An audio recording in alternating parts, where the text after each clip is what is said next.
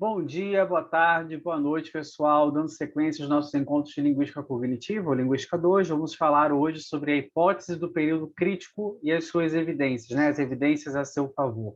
Bom, no início aqui, os professores Eduardo e o professor Ricardo, eles trazem aqui uma contextualização, falando sobre o Tarzan, falando sobre o Mowgli, e eu vou passar direto e vamos novamente direto ao ponto, tá? Então, o que chama a atenção nas histórias de Mowgli e Tarzan? Ambos perderam contato cedo com os seres humanos, mas uma vez que os encontraram, conseguiram aprender a falar sem problemas. Ou, traduzindo para uma linguagem científica, o processo de aquisição da linguagem foi bem sucedido, apesar de não haver contato com um ambiente linguístico durante a infância. Isso é possível?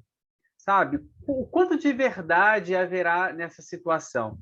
Então, nós vamos fazer aqui, né, uma breve investigação de outros casos que vão remeter aí a ideia de a Mowgli e a Tarzan também, mas os casos que vamos analisar são casos reais, como o caso de Jenny, ok? A gente precisa se lembrar que não estamos simplesmente focados na questão como a criança aprende a falar, mas criando e conhecendo teorias a respeito de um complexo processo cognitivo e social que deve ser capazes de lidar com as variadas situações inerentes a esse processo. Portanto, a questão da relação da criança com o ambiente linguístico é fundamental para a nossa compreensão sobre teorias de aquisição da linguagem. Mas o que seria, então, o período crítico? Vamos entender tudo isso agora. A teoria inatista propõe um componente inato específico para lidar com a linguagem. A ideia de faculdade da linguagem e de fases na aquisição são exemplos de como uma proposta teórica encontra respaldo em situações empíricas. Se há um componente dotado de informações sobre linguagem e especificamente lidando com a linguagem, e esse componente é como se fosse um órgão mental que pertence à espécie humana, então faz sentido que crianças, mesmo em culturas e épocas diferentes, percorram as mesmas etapas no processo de aquisição da linguagem. Isso a gente viu na aula passada também. De acordo com a hipótese inatista, as fases e regras universais estariam previstas a partir do componente inato, sendo uma questão de tempo a sua concretização. A comparação com um órgão remete à abordagem de Chomsky para a aquisição da linguagem. Ao usar um termo pertencente à biologia, Chomsky quer enfatizar a sua abordagem. Tá? A comparação não é gratuita e ela está entendendo o processo de aprender a falar como profundamente enraizado em características biológicas dos seres humanos. A existência de uma programação biológica nos leva a outro conceito, o de que essa programação tem um prazo também previamente estabelecido para se concretizar. O exemplo dos dentes, né, que o Chomsky dá, né, o exemplo dos dentes não poderia ser mais direto. A ordem dessa programação é surgimento, queda, ressurgimento, queda. Os primeiros dentes, em geral, começam a aparecer na segunda metade do primeiro ano de vida, então é o surgimento. Eles começam a cair por volta de 6, 7 anos, nós temos a primeira queda. Tá? E aí começam a aparecer outros dentes, nós temos de novo o surgimento. E depois, em fases adultas avançadas, os dentes começam a cair por definitivo. Então, não apenas é uma ordem universal, mas também os momentos de cada etapa ocorrem ali em momentos específicos. É isso que está querendo ser dito aqui. A criança passará, então, por etapas que não apenas serão universais, mas que acontecerão no mesmo tempo. O processo de aquisição da linguagem é comparável ao surgimento dos dentes. Então, nós temos aqui condições biológicas e condições ambientais minimamente necessárias para que esse processo aconteça. Essas condições biológicas ali seriam os circuitos cerebrais intactos, que parecem ser, então, a base mínima para esse acontecimento.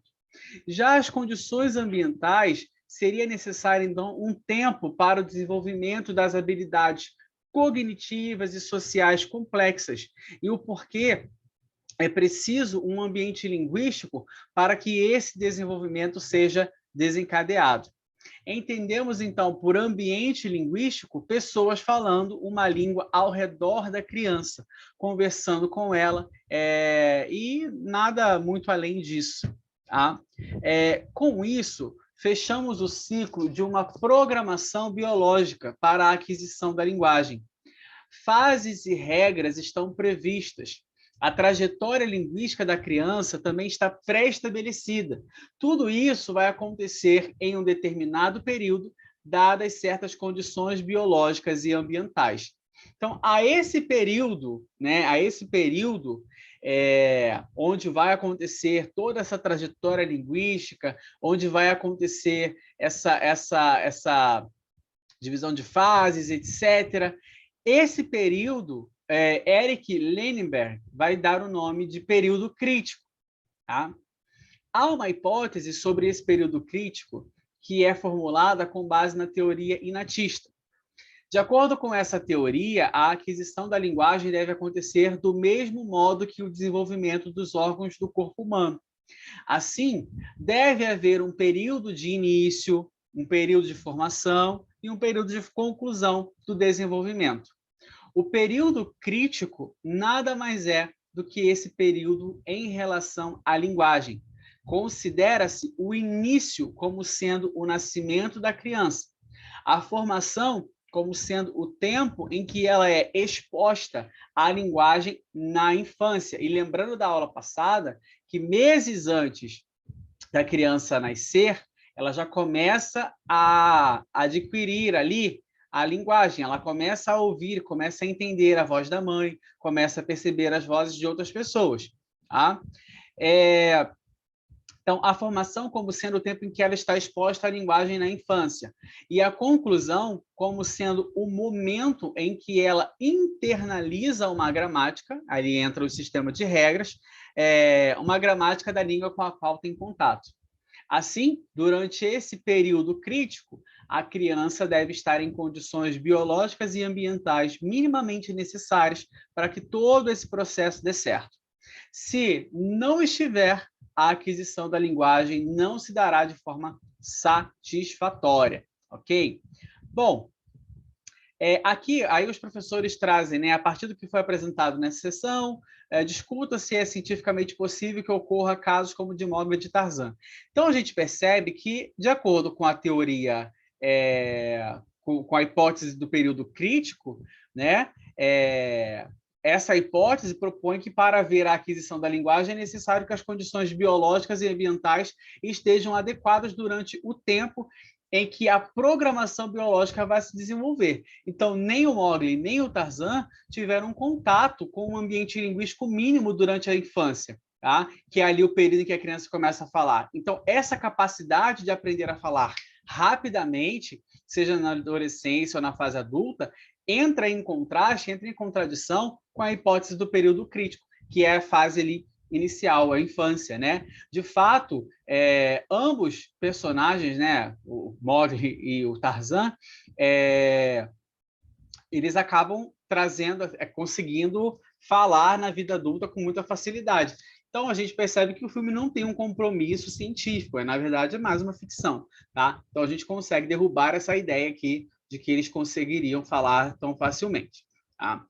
E aí a gente vai falar sobre o caso da Jenny Willey, tá? Histórias de crianças sem contato com pessoas é uma hipótese de que é necessário ter esse contato para que o processo de aquisição de linguagem seja concretizado. Tá? Se Mowgli e Tarzan não nos servem como exemplo por pertencerem ao terreno da ficção, né? Como verificar, então, se a hipótese do período crítico está correta? Tá? Então, nessa aula, a intervenção propiciada pela falta de natureza humana é ilustrada pela história real que aconteceu na década de 70 nos Estados Unidos. Uma menina foi criada sendo privada de qualquer contato com o mundo exterior e teve quase nenhum acesso à linguagem. Essa é a história da menina que ficou conhecida como Jenny. Tá? Aqui são alguns documentários, né? Depois vocês vão ter acesso ao material, vocês podem assistir, tá? Que faz ali uma relação com o caso de Jenny, o caso do Victor, que é um outro menino também que não tem essa fase inicial desenvolvida, tá? E aí eles colocam como criança selvagem, só para a gente entender esse termo criança selvagem, são os casos de crianças encontradas em condições de isolamento social, que acaba que elas sendo criadas como se fossem animais, tá? Então vamos lá. A história de Victor é contada no documentário através da menção ao filme A Criança Selvagem de François Truffaut. Esse filme foi lançado na mesma época em que Jenny foi encontrada e relata a história de um menino encontrado na selva no início do século XIX na França. Um estudioso trata de cuidar do menino, de observar o seu desenvolvimento, fazendo anotações e de educá-lo, ensinando a comer, a se vestir e a falar. Então, só para a gente dar uma pausa aqui, perceba que a aquisição é uma coisa, a outra coisa é o ensinar a comer, a se vestir. E aqui eles colocam como ensinar a falar. Tá? Tem esse estalo da aula passada que a gente falou sobre aquisição diferente de aprendizagem. Esse caso foi muito importante para os pesquisadores que lidaram com Jenny, pois havia a crença de que seria possível educar Jenny, assim como seria no caso de Victor. Todas as etapas que o estudioso percorreu com Victor também foram percorridas por Jenny, que pode ser, então, também considerada uma criança selvagem, ou seja, sem essa interação sem essa questão socio-interacional. Tá? Perdão, sócio-interacional não, gente. Sócio-interacionismo é uma teoria. Em questão de isolamento social, tá? Em questão de isolamento social.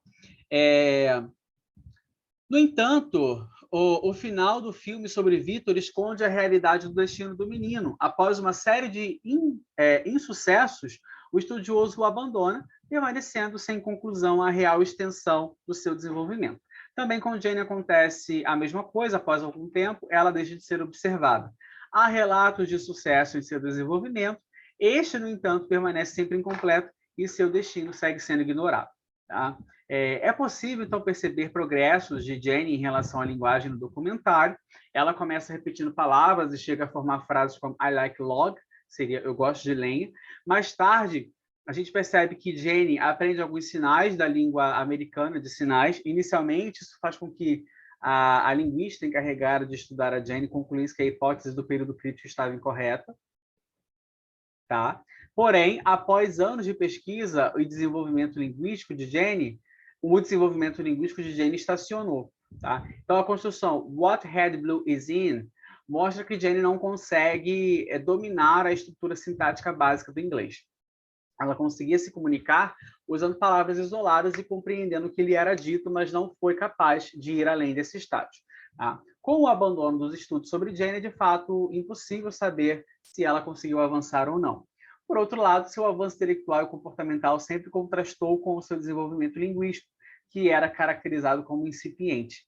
Portanto, o perfil linguístico incompleto de Jenny, assim como de Victor, favorecem a ideia da hipótese do período crítico. Tá? Então, vamos entender aqui os limites, né? Vamos falar um pouco da hipótese do período crítico e os seus limites. O caso de Jenny tem sido considerado como emblemático pelos defensores da hipótese do período crítico. Apesar de todas as questões psicológicas... Gente, vai fazer barulho aí agora. Tá? Vamos tentar. Vou tentar, senão eu paro o vídeo aqui e faço novamente. Então, vamos lá. O caso de Jenny tem sido considerado como emblemático pelos defensores da hipótese do período crítico. Apesar de todas as questões psicológicas e sociais envolvidas no caso poderem ser elencadas como relevantes para o fracasso linguístico de Jenny, a sua incapacidade de construir estruturas sintáticas, então, foi considerada com o maior destaque. Tá? Análises mais detalhadas do caso de Jenny vão revelar que a sua trajetória linguística pouco ou quase nada se assemelhou ao de uma criança que entra em contato pela primeira vez com a linguagem. Isso seria mais uma evidência de que a janela temporal da programação biológica para a aquisição da linguagem já estava fechada quando Jenny fora encontrada com 13 anos. A janela estava fechada, vamos deixar assim em aspas, tá? A hipótese do período crítico foi sendo popularizada com o tempo e, com isso, seguiu-se uma versão simplificada de todo o caso de Jane.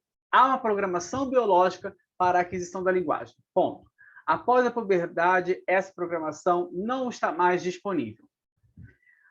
Há dois desdobramentos da versão simplificada, né? Dessa versão simplificada da hipótese do período crítico. A primeira questão levantada foi a respeito da aquisição de uma segunda língua. Se a programação biológica se fecha por volta dos 13 anos, então, se uma pessoa não aprender uma segunda língua até essa idade, nunca conseguirá falar satisfatoriamente uma segunda língua. Se o raciocínio acima estiver correto, então as crianças deveriam aprender uma segunda língua até ali antes dos 13 anos, né? De outro modo, seus filhos jamais seriam bilíngues. Jamais ali a outra pessoa que não conseguiu aprender um idioma até os 13 anos conseguiria aprender.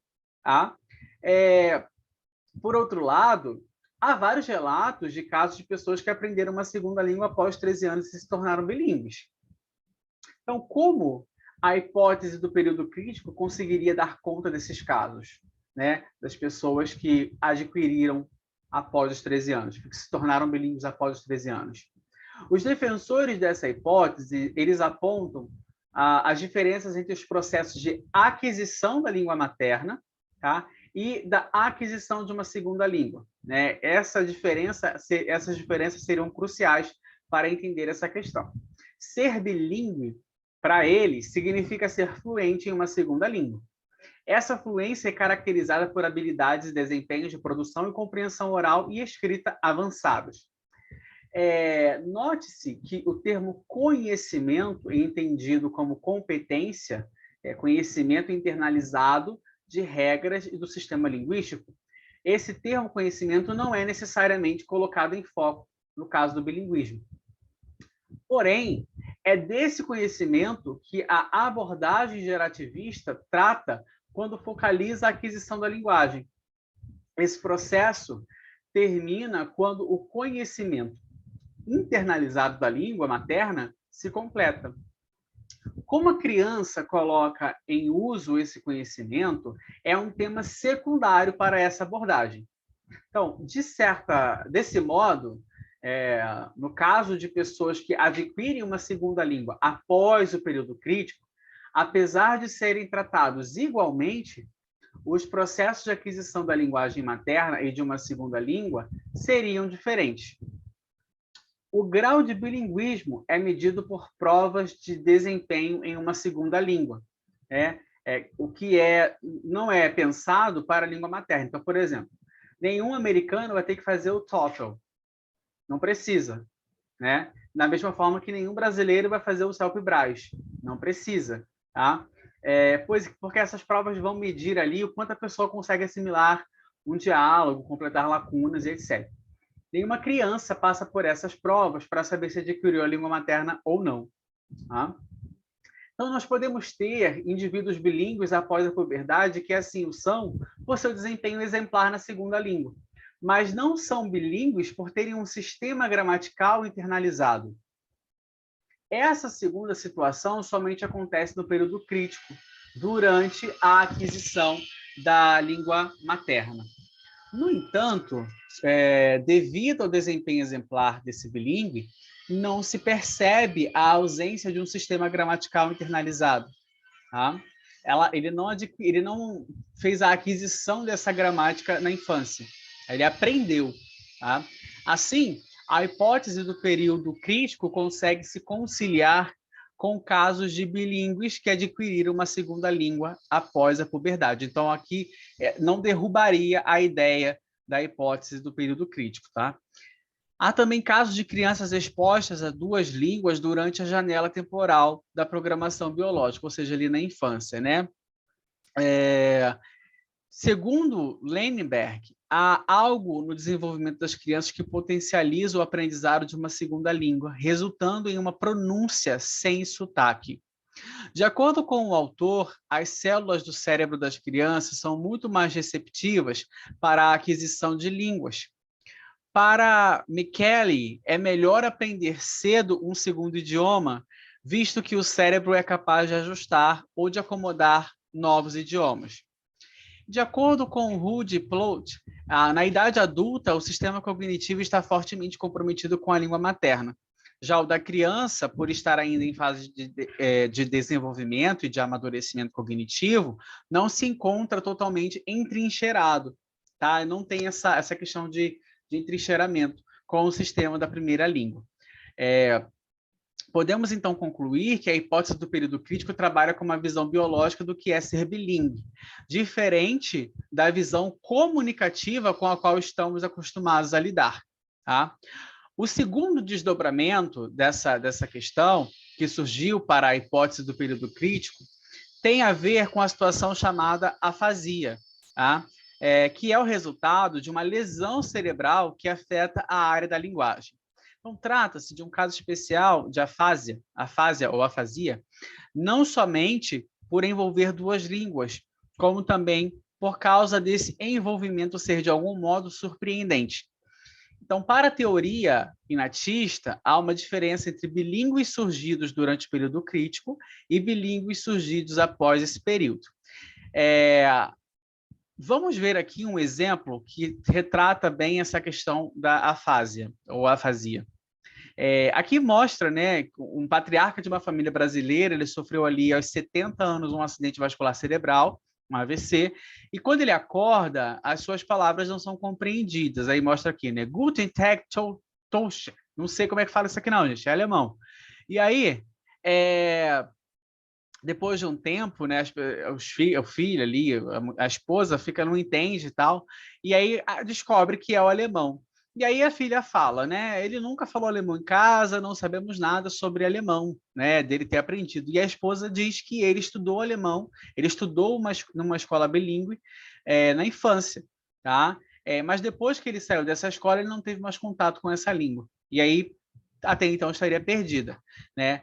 O que a gente pode perceber é que essa situação relata um caso de uma língua que foi adquirida na infância, tá? E depois não foi mais utilizada, né? Não foi mais retomada ao longo da vida, porém, após esse acidente, né, vascular cerebral, ela é retomada. Tá? De acordo com a hipótese do período crítico, essa língua foi adquirida no momento em que a janela temporal da programação biológica para a aquisição da linguagem estava aberta. Com isso, é provável que tenha acontecido a internalização do conhecimento, tá? Do alemão no patriarca da família, né? No pai ali.